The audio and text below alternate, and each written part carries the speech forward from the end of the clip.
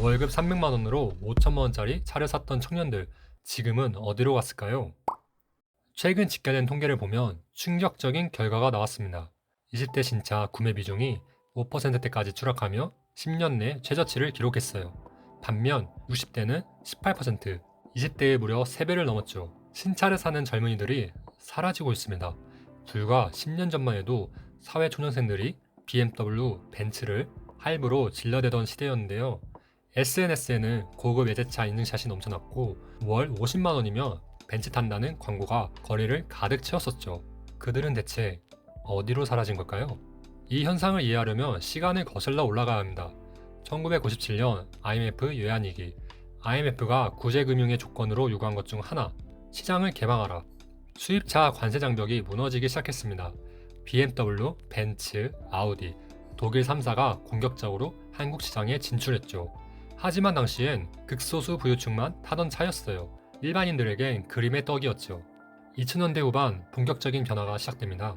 한국 경제가 성장하면서 1인당 GDP가 올라갔고 캐피탈사들까지 움직이기 시작했어요. 자동차 할부 쉽게 해드립니다. 현대캐피탈을 비롯한 금융사들이 공격적으로 영업을 펼쳤죠. 5천만 원 차? 월 80만 원이면 됩니다. 차값에 대한 착시 현상이 시작됐습니다. 5천만 원이 월 80만 원으로 보이기 시작한 거예요. 하지만 아직 카푸어는 아니었어요. 무리하는 사람은 소수에 불과했으니까요.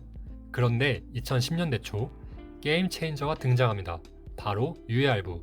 선납금 10에서 30%만 내고 2, 3년간 이자만 내다가 만기일에 잔금을 한 번에 내는 방식이었어요. 월 20만 원이면 BMW 탈 수 있습니다. 2012년 실제로 거래에 걸렸던 현수막입니다. BMW 3 시리즈가 5천만 원이라면 선납금 1천만 원에 나머지 4천만 원은 3년 뒤에 내면 되는 거죠. 그동안은 이자만 월 20에서 30만 원씩. 문제는 만기일이었습니다. 3년 후 갑자기 4천만 원을 한 번에 내야 했거든요. 많은 사람들이 그걸 간과했어요. 3년 뒤면 연봉도 오르겠지. 하지만 현실은 달랐죠. 그리고 결정적 한방, SNS가 등장했습니다. 페이스북, 인스타그램이 대중화되면서 이제 자랑할 플랫폼이 생긴 거예요. 자동차 딜러들은 할부 계약 후 고객과 차 앞에서 사진을 찍어 SNS에 올렸어요. 철수님, BMW 출고 축하드립니다. 그런데 사람들은 이 사진을 영정사진이라고 올렸죠. 곧 망할 거라는 의미였어요. 2010년대 중반 시대 분위기도 한몫했습니다. 어차피 집도 못 사는데 그냥 쓰자. 욜로, 플렉스 같은 키워드가 유행하던 시기였어요. 서울 강남 아파트가 10억, 20억을 넘어가기 시작했습니다. 월급쟁이로는 평생 모아도 집을 살 수 없다는 절망감이 퍼졌죠. 그럼 뭐하러 모아? 그냥 쓰고 살자. 실제로 대부분이 여전히 저축하고 있었지만 분위기는 그랬습니다. 그리고 이 분위기에 있으려 무리하게 차를 사는 사람들이 나타나기 시작했죠. 그런데 이렇게 생겨난 카푸어들, 결말은 어땠을까요? 거의 전부 파국이었습니다. 어떻게 파국을 맞았는지, 그리고 왜 갑자기 사라졌는지 이제부터가 진짜 이야기예요. 막상 차를 사고 나니 할부금만 문제가 아니었습니다. 유지비가 만만치 않았어요. 수입차 보험료는 국산차의 1.5배에서 2배, 부품 하나만 고장나도 수백만 원, 타이어 4개만 갈아도 200만 원 훌쩍 넘어갔죠. 실제 한 카푸어의 사례를 보면요. 월 할부금 50만 원, 보험료 15만 원, 주차비 10만 원, 기름값 20만 원, 유지비 10만 원, 매달 최소 100만 원이 차에 나갔어요. 월급이 300만 원이라면 세후 250만 원, 거기서 100만 원이 차로 나가면 남는 돈은 150만 원, 월세, 식비, 통신비 빼면 남는 게 없었습니다.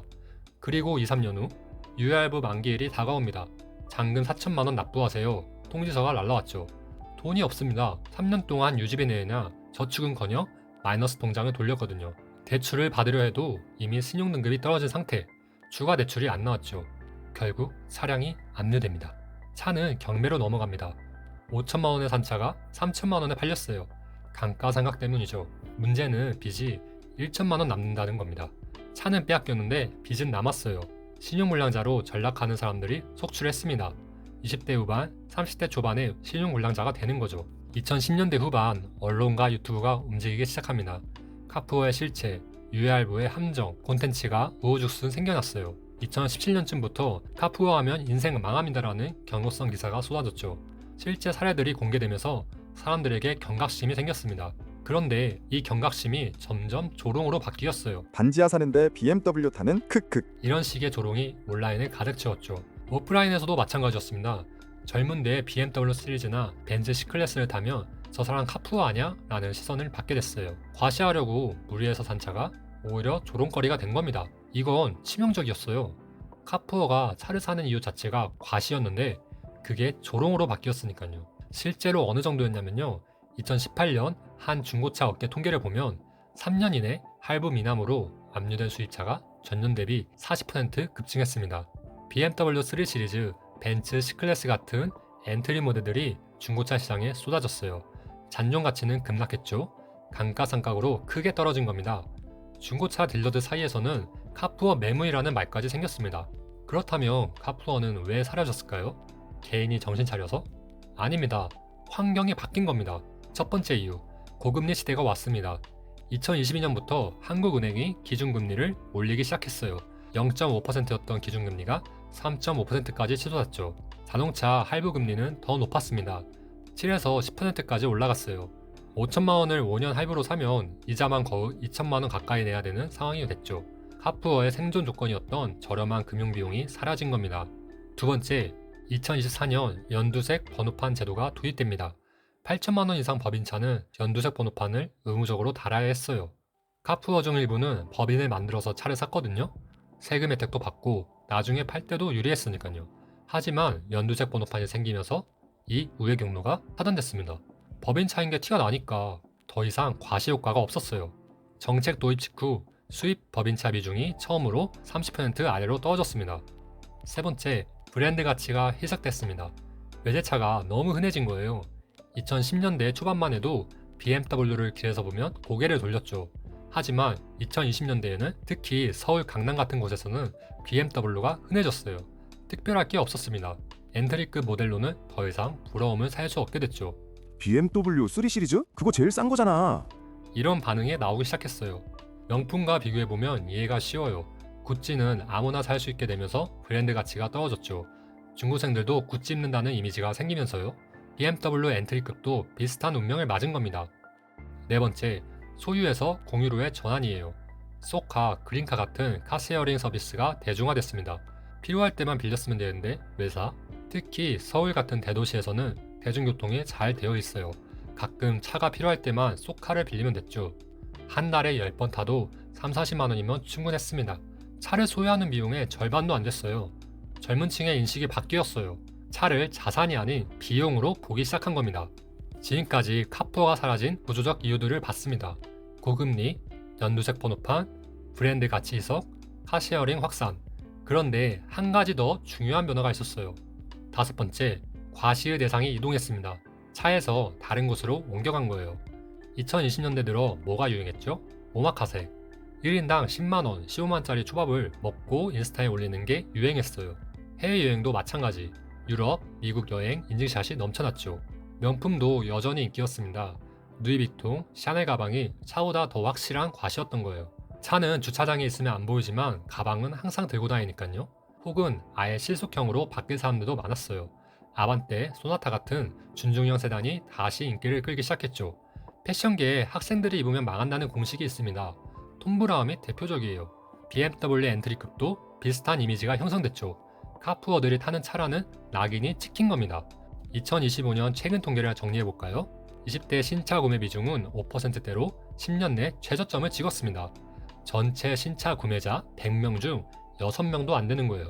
반면 60대는 18%로 20대의 3배를 넘었죠. 신차 구매 연령이 완전히 양극화된 겁니다. 흥미로운 건 전기차 시장이에요. 20대 전기차 구매가 눈에 띄게 늘었습니다. 특히 실속형 모델을 중심으로요. 카푸어가 전기차로 옮겨간 거 아니야? 아닙니다. 이건 완전히 다른 성격의 소비였죠. 20대가 전기차를 사는 이유는 실용적이었어요. 정부 보조금 최대 1,000만 원, 낮은 유지비, 과시가 아닌 실용을 따진 선택이었던 겁니다. 카푸어 현상은 개인의 잘못이 아니라 사회 시스템의 문제였습니다. 저금리, 공격적인 할부 영업, SNS 과시 플랫폼, 차가 곧 성공이라는 인식, 이 모든 게 맞물려 만들어진 현상이었어요. 그들을 조롱할 일이 아니었던 거죠. 월 20만 원이면 BMW라는 광고를 보면 누구나 혹할 수 있어요. 그 뒤에 함정이 있는지 모르면요. 그리고 그들이 사라진 것도 마찬가지입니다. 개인이 갑자기 현명해져서가 아니에요.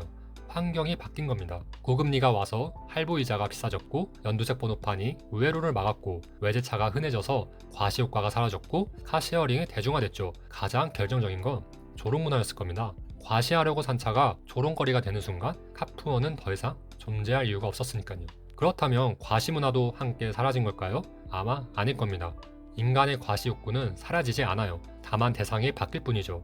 차에서 오마카세로, 해외여행으로, 명품으로 과시의 무대가 옮겨간 겁니다. 어쩌면 지금 우리가 모르는 새로운 땡땡 푸어가 이미 생겨나고 있을지도 몰라요. 그리고 경기가 다시 좋아진다면 새로운 형태의 카푸어가 나타날 수도 있겠죠. 역사는 반복되니까요. 여러분은 어떻게 생각하시나요?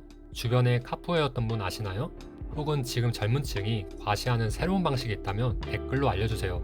오늘 영상 재밌으셨다면 구독과 좋아요 부탁드립니다. 다음 영상에서 또 만나요.